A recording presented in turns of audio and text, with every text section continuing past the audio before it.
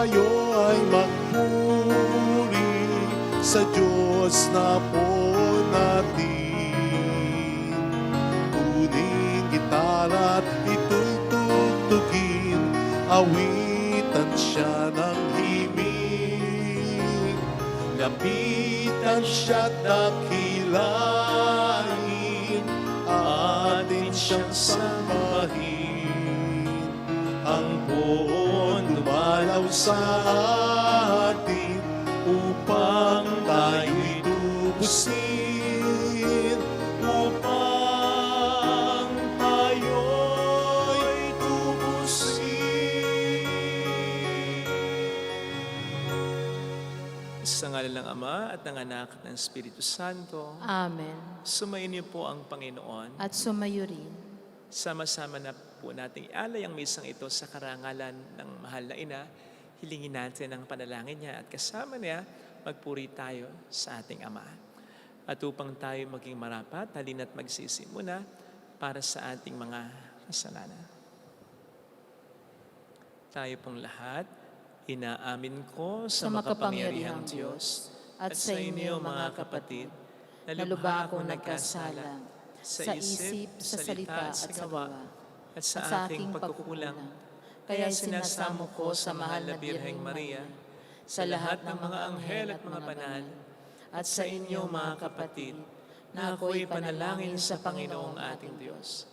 Kaawaan tayo na mapagmahal na Diyos, patawarin sa ating mga sala, patnubayan hanggang sa buhay na walang hanggan. Amen. Panginoon, kaawaan mo kami. Panginoon, kaawaan mo kami. Kristo, kaawaan mo kami. Kristo, kaawaan mo kami. Panginoon, kaawaan mo kami. Panginoon, kaawaan mo kami. Yumuko tayo, maaaring ibulong sa Panginoon ang ating intensyon. Dasal natin ang mga OFW, mga tumutulong sa atin, ang mga may sakit at ang mga nag-aalaga, nagtatagoy sa kanila. Manalangin tayo. Ama naming makapangyarihan, ipagkaloob mong kami magkamit kailanman ng kalusugan at kagalingan sa aming katawan at kalooban. Pakundangan sa pagdalangin ng laging bireng Santa Mariang Mahal, kami naway mahango sa hapis sa kasalukuyan at makinabang sa kalawalatiang walang katapusan. Sa pamamagitan ni Jesucristo, kasama ang Espiritu Santo, magpasa walang hanggan. Amen.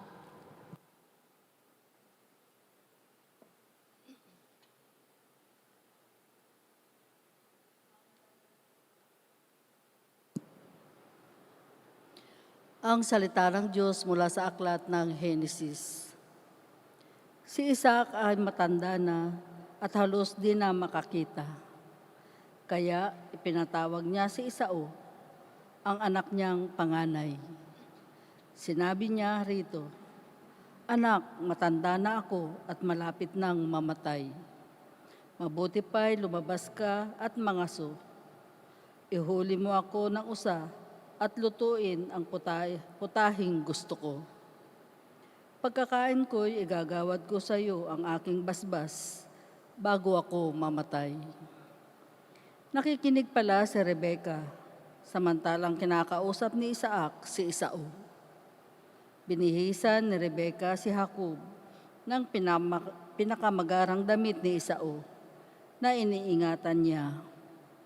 Ang mga braso at leeg ni Jacob na walang balahiboy, binalutan niya ng balat ng kambing. Pagkatapos, ipinadala sa anak ang putahe na may kasama pang tinapay na niluto rin niya. Lumapit si Jacob kay Isaac. "Ama," wika niya. "Sino ka ba?" tanong nito. "Ako po si Esau," sagot ni Jacob. "Nagawa ko na po ang inyong inuutos sa akin. Narito na po ang gusto ninyong pagkain. Bumangon na kayo at kanin na ninyo ito nang ako'y mabasbasan pagkatapos." "Kadali mo naman, saan ka nakahuli nito?" tanong ni Isaac. "Tinulungan po ako ng Panginoon na inyong Diyos," sagot ni Jacob. Nagtanong na muli si Isaac, Ikaw ba'y talagang si Esau?" Lumapit nga rito nang malaman ko kung ikaw nga. Lumapit naman si Jacob at siya'y hinipo ng ama. Kay Jacob ang tinig, ngunit ang bisig ay parang kay Esau, pabulong na wika ni Isaac. Hindi niya nakilala si Jacob sapagkat ang mga bisig nito'y mabalahibo ring tulad ng kay Esau. Basbasan na sana ni Isaac si Jacob, ngunit muli pang nagtanong, "Ikaw nga ba si Esau?" "Ako nga po," tugon ni Jacob. Kaya't sinabi ni Isaac, "Kung gayon, akin na ang pagkain at pagkakain ko'y babasbasan kita." Iniabot ni Jacob ang pagkain at binigyan pa niya ng alak. "Halika anak, at hagkan mo ako," sabi niyang ama. Niyakap ni Jacob ang ama at naamoy nito ang kanyang kasuotan, kaya't siya'y binasbasan. Ang masamyong halimuyak ng alak o ang katulad ay samyo ng kabukirang ang Panginoon ang nagbasbas. Bigyan nawa ikaw ng Diyos ng hamog buhat sa itaas. Nang tumaba ang lupa mo't ikaw na may makaranas ng saganang pag-aani at alak na masasarap. Bayaan ang mga bansay paalipin at gumalang. Kilanlin kang Panginoon ng lahat mong mga angkan. Gumalang din ang lipi mo sa panig ng iyong inang, sila nawang sumusumpa sa iyo ay sumpain din. Ngunit yaong nagpapala sa iyo ay pagpapalain. Ang salita ng Diyos. Salamat sa Diyos. Bigyan ng Diyos ng papuri pagkat siya ay mabuti. Bigyan ng Diyos ng papuri pagkat siya ay mabuti. Ngalan niya ay purihin mo noong kanyang mga lingkod. Nang lahat ng lingkod niyang sa templo ay pumapasok, upang doon manambahan sa banal na bahay ng Diyos. Bigyan ng Diyos ng papuri pagkat siya ay mabuti. Ang poon ay papurihan pagkat siya ay mabuti. Ang taglay niyang kabaitan ay marapat sa papuri. Siya rin nga ang humirang kay Jacob na kanyang lingkod. Ang Israel na may bansang hinirang niya at kinupkop. Bigyan ng Diyos ng papuri pagkat siya ay mabuti.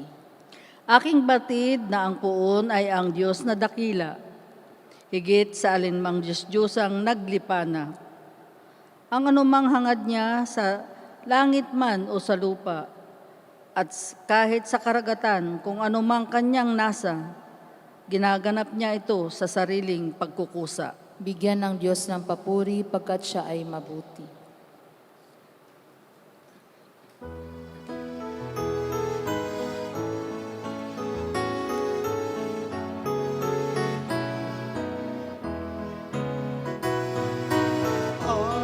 Hallelujah, hallelujah, hallelujah. Hallelujah, hallelujah, hallelujah.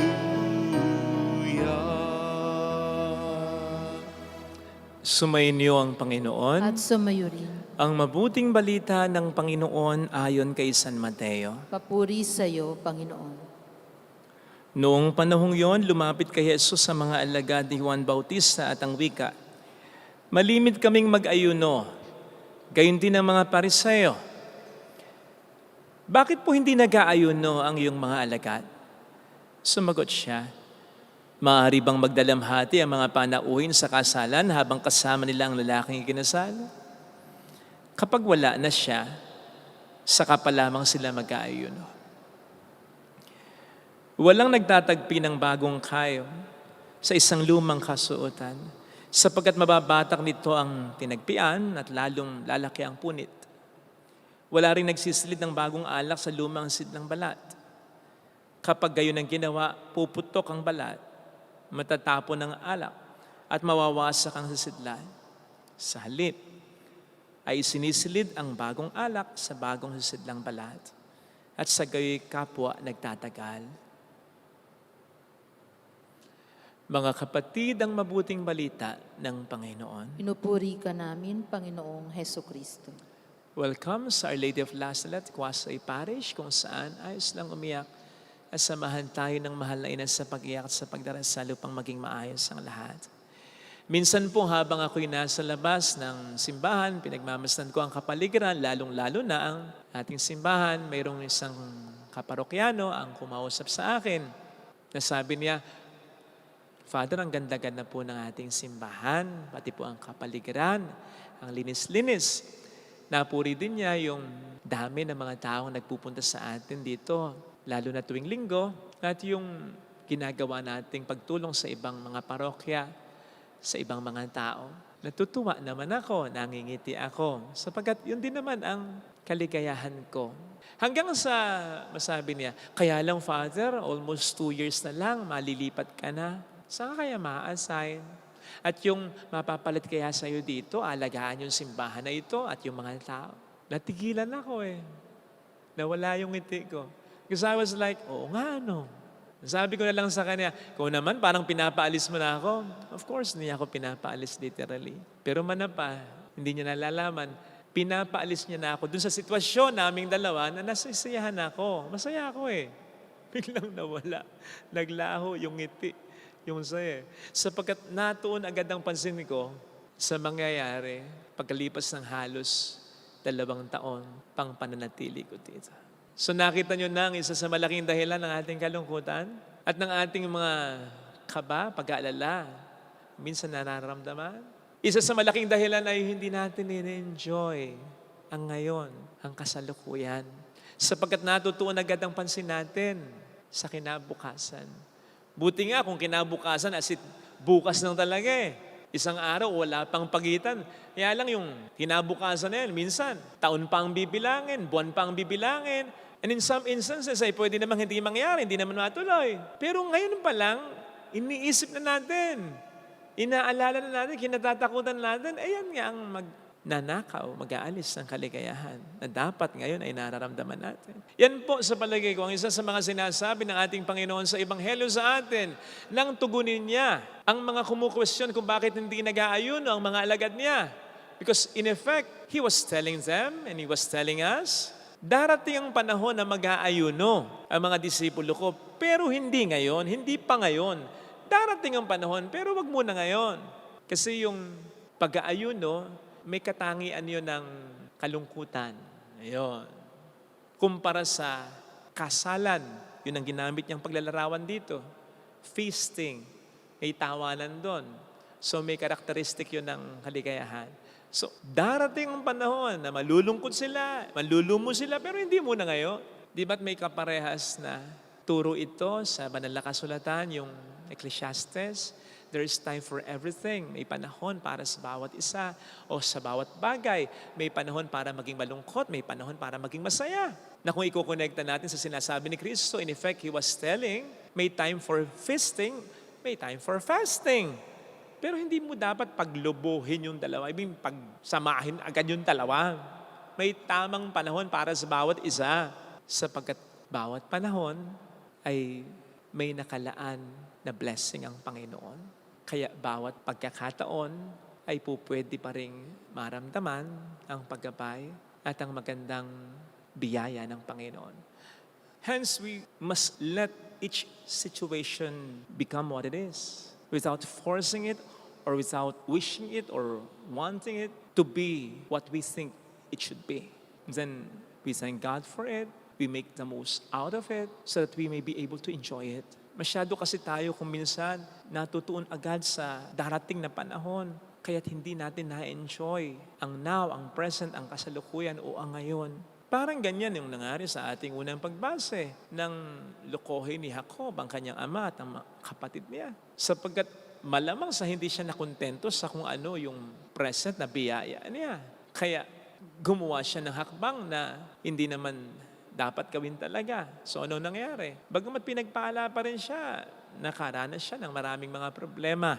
So you see, Pagpapalain naman siya, darating naman ng panahon na pagpapalain siya pero hindi niya muna hinintay yun eh. Nanloko na siya na naging dahilan ng mga problemang naranasan niya.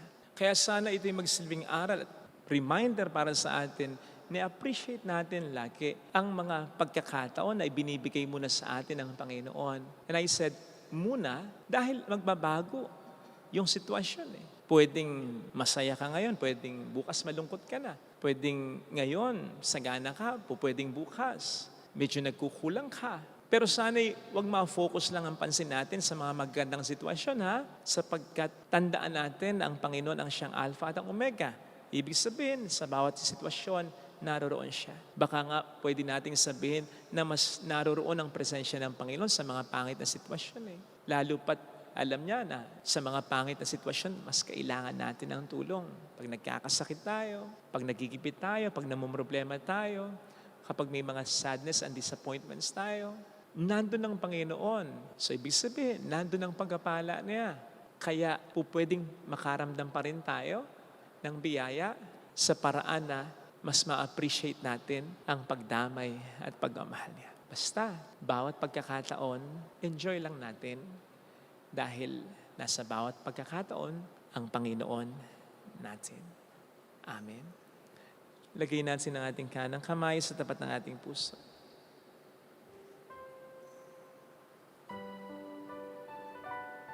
Awitin natin. Alam kong may magagawa ang Diyos.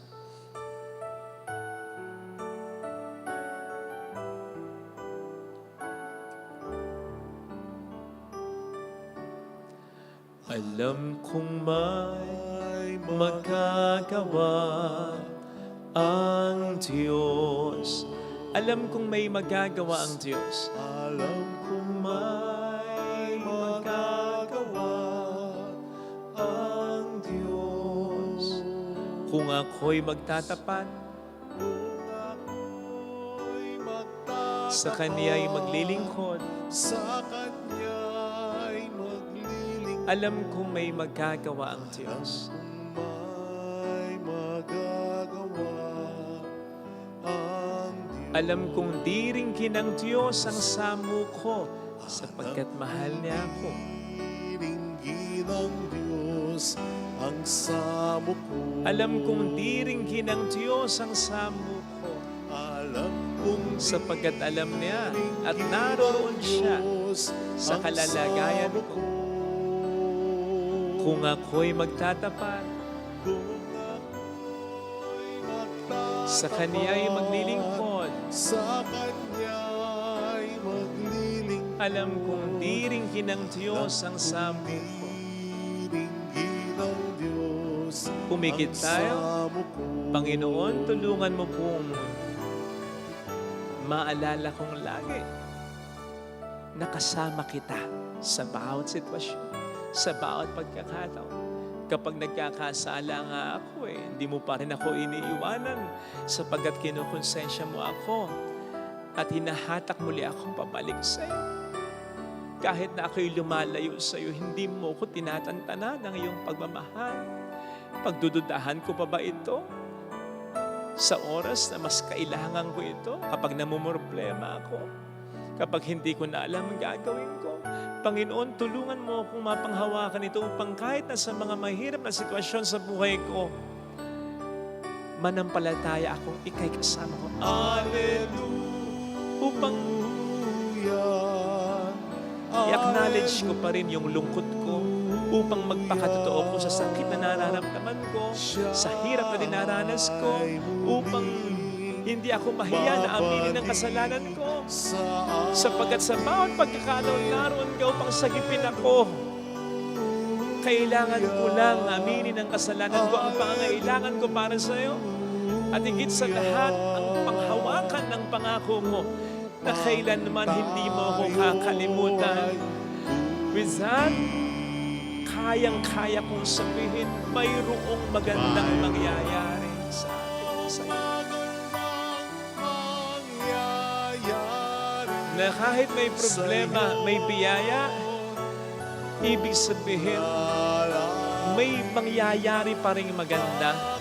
Kumbaga, Jesus. Maghihintay lang ako. Mayroong magandang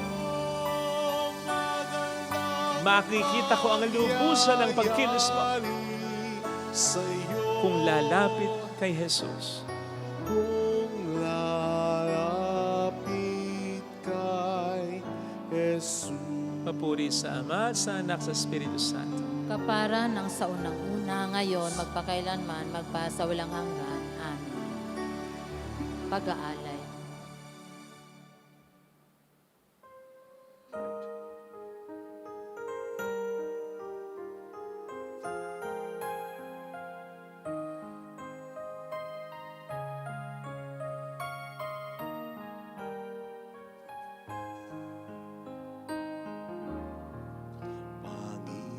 Panginoon, nawa ay tanggapin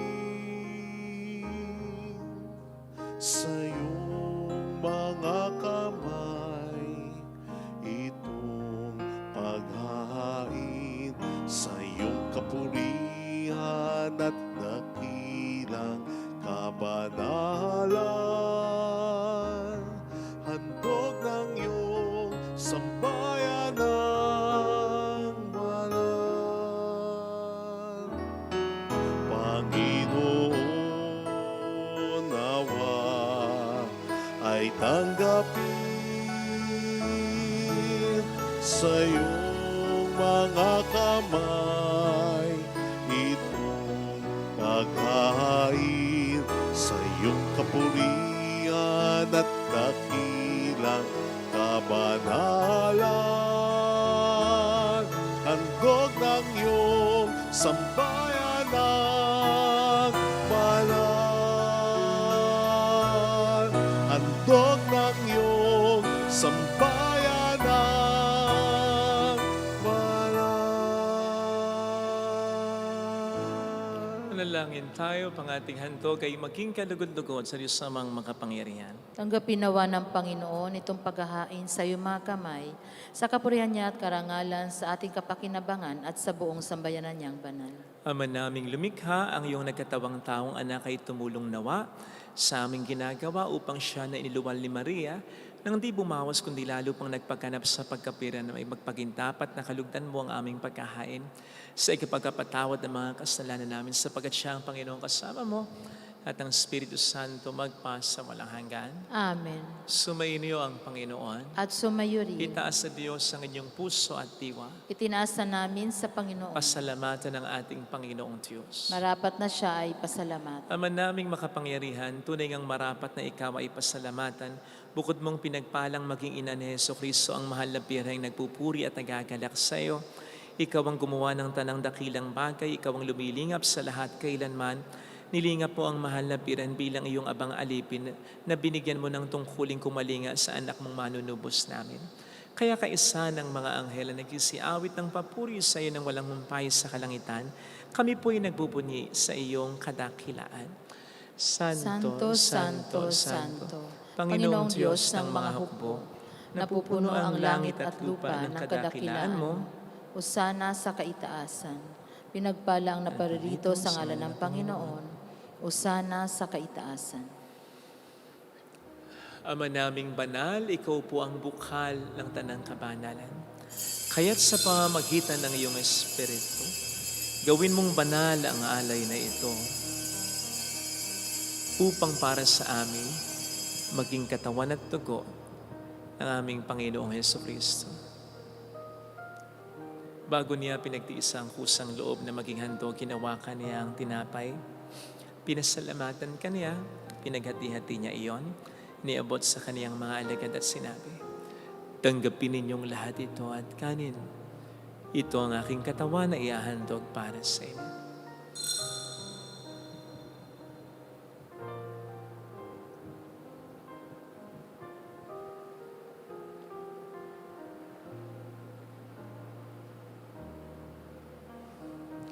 Gayun din naman nang matapos ang hapunan, nawakan niya ang kalis.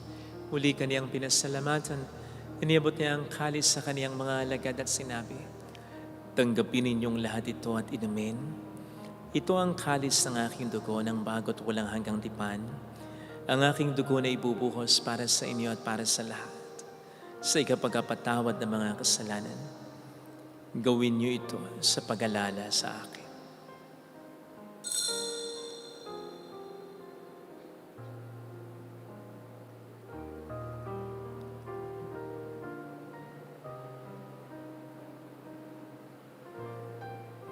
Ipagbunyi natin ang misteryo ng ating pananampalataya. Si Kristo'y namatay, si Kristo'y nabuhay, si Kristo'y babalik sa wakas ng panahon.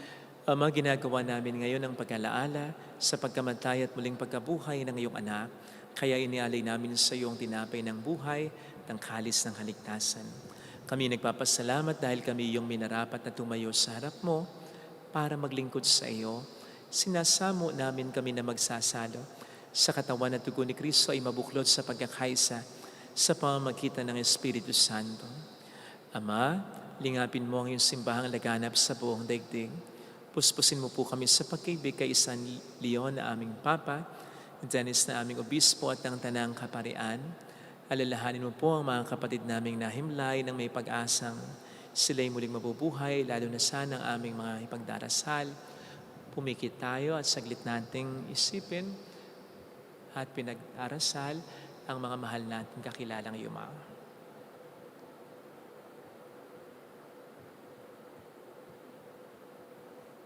Kaawaan mo sila at patuloyin sa iyong kaliwanagan.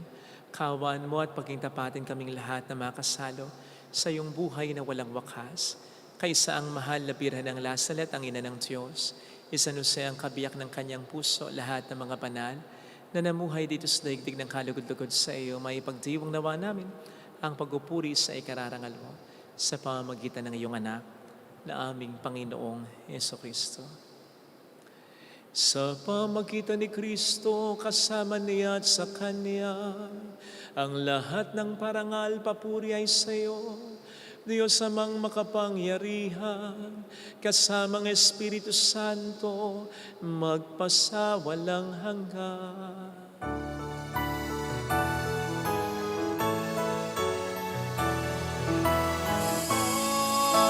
Amen. Amen.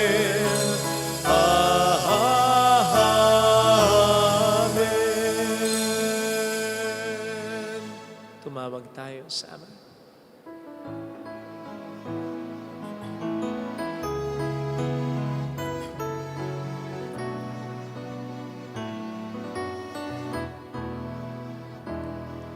Ama namin, sumasalangit ka, sambahin ang ngalan mo, mapasa amin ang kaharian mo, sundin ang loob mo dito sa lupa para nang sa langit. Bigyan mo kami ngayon ng aming kakanin sa araw-araw.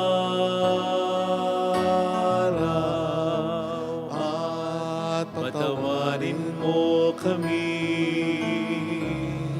sa aming mga sala para ng pagpapatawad namin sa nagkakasala sa amin.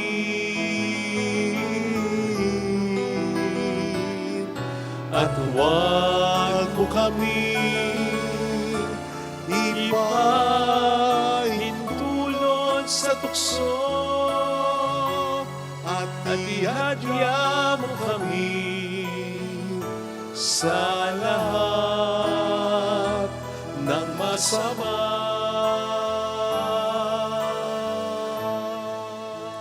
Iling namin kami adya sa lahat ng masama, pagkalooban ng kapayapaan araw-araw, iligtas sa kasalanan, sa kapahamakan, sa mga seryosong karamdaman.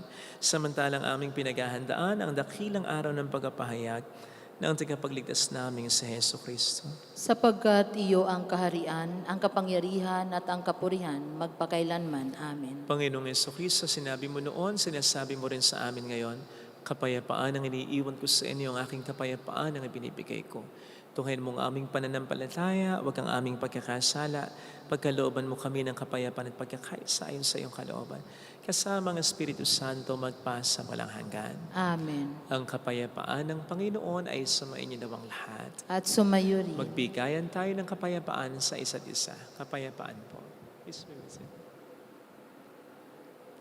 Kordero ng Diyos, Nag-aalis sa mga kasalanan ng sanlibutan, maawa ka sa amin.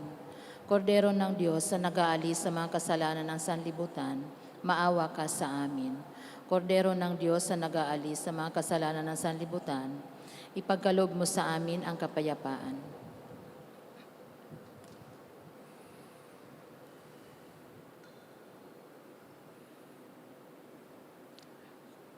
Narito sa harap natin ng Panginoon ang ating buhay at kaligtasan.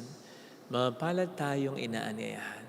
Panginoon, hindi ako karapat-dapat na magpatuloy sa iyo, ngunit sa isang salita mo lamang ay gagaling na ako.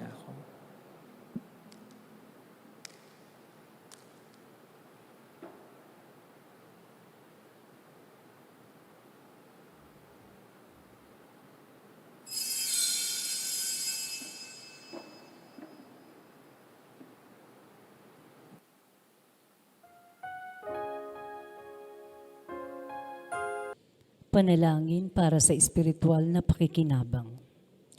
Panginoong Hesus, ako ay naniniwala na ikaw ay nasa kabanal-banalang sakramento. Iniibig kita ng higit sa lahat at ninanasa kong tanggapin ka sa aking kaluluwa. Sapagkat sa mga sandaling ito, hindi kita matatanggap sa sakramento. Tumuloy ka sa espiritu sa aking puso. Niyayakap kita na para bang naririto ka na. Inaalay ko ng buong buo ang aking sarili sa iyo. Huwag mong hayaang mawalay ako sa iyo. Amen. ating nagbigay buhay.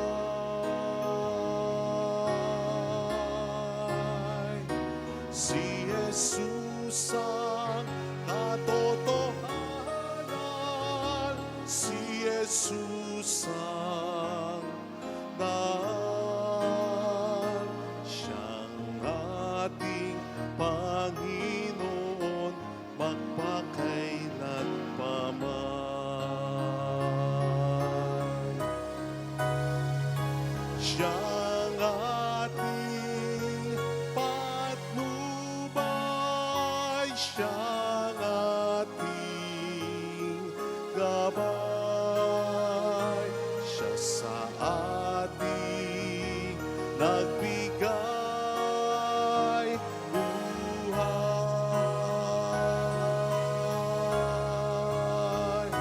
Si Jesus ang katotohanan, si Jesus ang daan, siyang ating Panginoon, magpakailan pa man.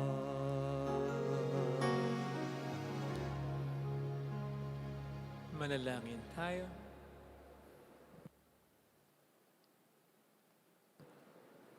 Ama naming mapagmahal, sa pag-asalo namin sa banal na pakikinabang, ang iyong kagandahang loob ay aming hinihiling upang ang pagkaparangal namin sa mahal na Birhen at pagtulad namin sa Kaniya ay magpagindapat na aming paglingkuran ang pagganap sa kaloob mong kaligtasan. Sa pamamagitan ni Jesucristo, kasama ng Espiritu Santo magpasa walang hanggan. Amen. Holy Gods, Holy Mighty One, Holy Immortal One. Have mercy on us and on the whole world. Holy Gods, Holy Mighty One, Holy Immortal One. Have mercy on us and on the whole world. Holy Gods, Holy Mighty One, Holy Immortal One. Have mercy on us and on the whole world. Jesus, King of Mercy, We trust in you. alalahanin, Alalahanin, o mahal na Birhen ng Lazaret, ina ng pag-asa, ikaw ang nagpapaalala sa aming magbalik loob sa Ama. Ito ang nagpapatunay na ang kagandahang loob mo'y nanatiling busilak. Sa pag-aaruga mo sa amin, tungkulin mo'y tinupad. sa paanan ni Kristo, itinuring mo kaming mga tunay mong anak. Kaya ninais mong ni Isay huwag mapahamak. Maging sa iyong walang tigil na pananalangin, pati luhay pumatak. Huwag namang mawalan ng saysay ang iyong paghihirap. Hiling nawa namin sa iyo, aming inang liyag, na matapos ang pakikibaka namin sa mundong ito, at sa pananatili naming tapat kay Kristo, sa kapurihan mo'y makibahagi kaming ganap, upang kung nasan ka ngayon ay maparoon din kami lahat, at ang kaganapan ng kaluwalhatian ng Diyos sa may tuluyang matupad siya nawa. Mahal na Birhen ng Lasal at tagapagkasundo ng mga makasalanan. Ipanalangin mong walang patid kaming mga dumudulog sa iyo. Maraming po salamat sa inyong pakikisa at sa mga tulong na binibigay ninyo. Salamat po. Sumayin niyo ang Panginoon. At sumayo rin. Pagpalain kayo kasama ng ating pamilya na mapagmahal at Diyos ng Ama at ng Anak ng Espiritu Santo. Amen. Umayo tayo sa kapayapaan ni Kristo. Salamat sa Diyos.